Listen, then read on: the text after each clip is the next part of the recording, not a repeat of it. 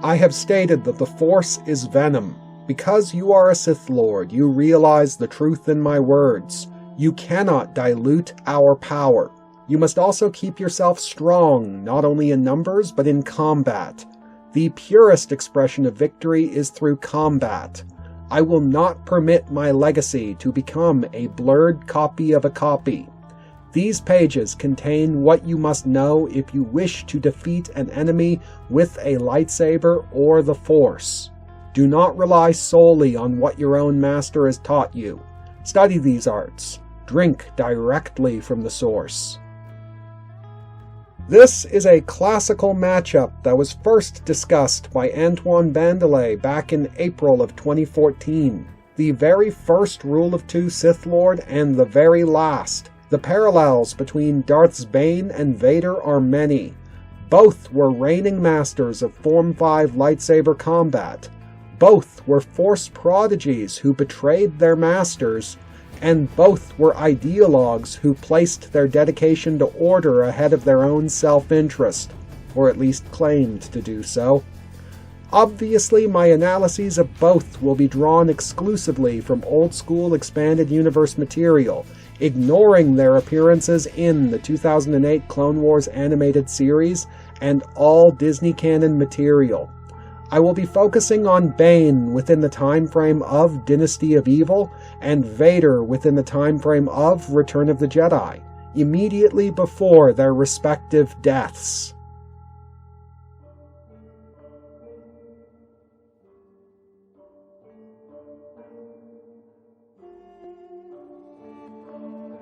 Form 5 is the most physically demanding of all combat styles. While Form 4 requires speed and agility, Form 5 requires strength.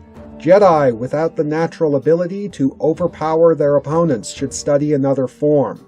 Conversely, Jedi of towering stature and imposing musculature may choose to focus on Form 5, particularly because it requires less agility than other forms. Starting from the top with their baseline physical capabilities, both were human males in their mid-40s, and both were afflicted with moderate dark side degeneration, but the commonalities ended there. Bane had the Orbalisk armor removed 10 years prior to his death, and without it he was simply an over-the-hill bodybuilder, where Vader was a quadruple amputee and burn victim, whose survival was predicated on his extensive cybernetic reconstruction. Prosthetic limbs provided superhuman strength, implanted life support provided an inhuman tolerance for injury, and his armor, though not completely lightsaber-proof, was reliably lightsaber effective. That being said, Bane was not saddled with impaired mobility. He was one of the few Force wielders powerful enough to close the strength gap with Force enhancement, and the Gemso lightsaber form was ideally suited to armor penetration. You ask for my opinion on Form 5. I am neither a proponent nor a detractor. One must question any discipline that has lethal potential. However, if it serves to suppress violent opposition and preserve peace, I believe it is a discipline worth knowing. Both Darth Bane and Darth Vader were the reigning masters of Form 5 lightsaber combat for their respective eras, fully proficient in both Shien and Gemso, capitalizing on their superior physical strength to execute forceful counterattacks and devastating power blows. Both supported this common core specialization with the defensive form Sarisu, but Vader chose to broaden his technical range by adding the precision form Makashi and the acrobatic form Ataru to the mix, where Bane's emphasis on the ferocity form Juyo demonstrated his reliance on force channeling above all else. However, these additional layers to Vader's technique were incorporated by necessity, compensating for the fact that Vader almost literally had forklifts for arms, a limitation that Bane did not share. Furthermore, Bane's simpler technique proved quite flexible, being configured similarly to those of Galen Marek and Luke Skywalker. providing similar advantages. This difference is reinforced by their respective weapons. Vader's dual-phase lightsaber enabling additional fighting modes, where Bane's curved fencing lightsaber provided superior ergonomics while subtly altering the angle of his blade, adding an unpredictably subversive element to his fighting style. Both supported their techniques with similar tactics. Both have psychologically dominated adversaries with Dun Mok, and both have used the terrain to box in adversaries. Though Vader is willing to open aggressively when he believes he has the advantage, I think he would approach such an overtly powerful opponent as Bane much more cautiously. Unfortunately, as witnessed against Starkiller and Luke Skywalker, these defensive tactics simply bought time against adversaries powerful enough to overwhelm him. The main unknown is how effective Bane would be against a stalwart Sith juggernaut, as all of his high-profile adversaries that he's engaged one-on-one have been alternative weapons specialists who employed dexterity-based fighting styles. Much like Anakin Skywalker during the Clone Wars, Bane has never tussled with an opponent who was truly capable of standing their ground and slugging it out with him. Due to its reliance on dominating one's opponent, Form 5 has at times been considered an inappropriate discipline for a Jedi. But those who can balance its intimidating aspects with the compassionate application of the Force may succeed in besting even their battle masters. As darkside practitioners, there were numerous parallels between Darths Bane and Vader. Both were prodigal Force talents born into lives of hardship before getting recruited into conformist academic institutions, with their identities as Sith Lords being defined by their betrayal of their teachers, lending them similar roles in galactic history.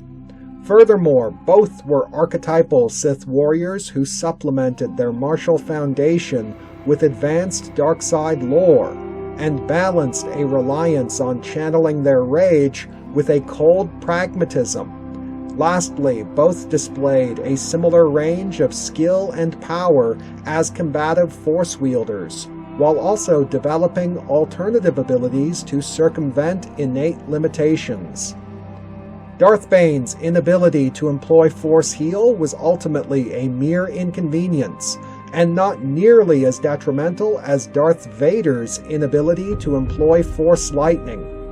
Bane's lightning is for certain powerful enough to total Vader's cybernetics, and Bane's preferred application was to saturate the target with everything he had, which undercuts the value of Vader's lightsaber defense. But on the other hand, Vader matches Bane's magnitude of power in other areas, and he is arguably more creative and versatile, especially with telekinesis.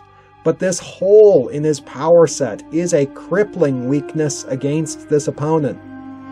The advantages and limitations imposed by his cybernetic reconstruction left Vader with the effective functionality of a traditional Jedi Knight, which ironically made him an ideal Jedi hunter, but left him weak against opposing Darksiders, particularly Masters of Force Lightning.